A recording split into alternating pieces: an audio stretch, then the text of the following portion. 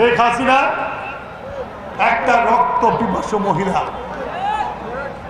এই জন্য রক্ত পিপাসু মহিলা সেদিন কিভাবে নির্লজ্জের মধ্যে বলল সাইদ মারা গেছে রক্ত পড়ে। শেখ হাসিনা, খুনি হাসিনা, তুমি যে সাইদের মাকে জিজ্ঞাসা করো তার বুকে কি রক্ত খরচ হচ্ছে, তোমার জয় যদি এরকম হতো তুমি এই কথা বলতে পারতে? আসলে শেখ হাসিনা বাংলাদেশের মানুষের রক্ত নিয়ে খেলা করতে চায়, তাই সে রক্ত দেখে না। আপনারা কি দেখেছেন ফেসবুকে আওয়ামী লীগের কেউ অনুতপ্ত এত মানুষ হত্যা করার পরে অনুতপ্ত হয় নাই? তোমার হাত রক্তে রঞ্জিত, 2000 মানুষের মায়ের মুখ খালি করেছ, এই মায়েদের আত্মহত্যার জবাব দেওয়ার ক্ষমতা তোমার নাই। সুতরাং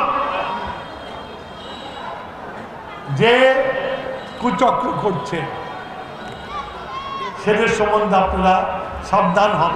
ওরা সেই সাপ, আর আমার বিএনপির কেউ যদি সেই সাপের সাথে আঘাত করে থাকো, এটাই যদি সত্য হয়, যদি প্রমাণিত হয় করেছে, তারা বিএনপি করতে পারবে না।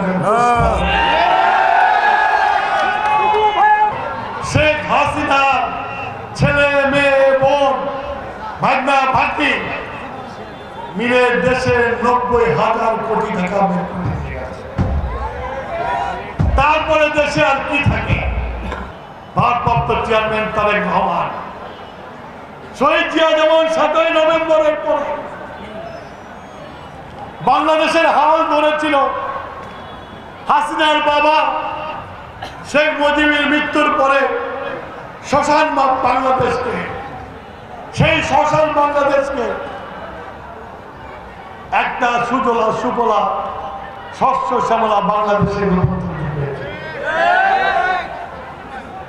তেমনি বেগম জিয়া দেশে সবচেয়ে বেশি শিল্প উন্নয়ন করেছিল এবং তার সন্তান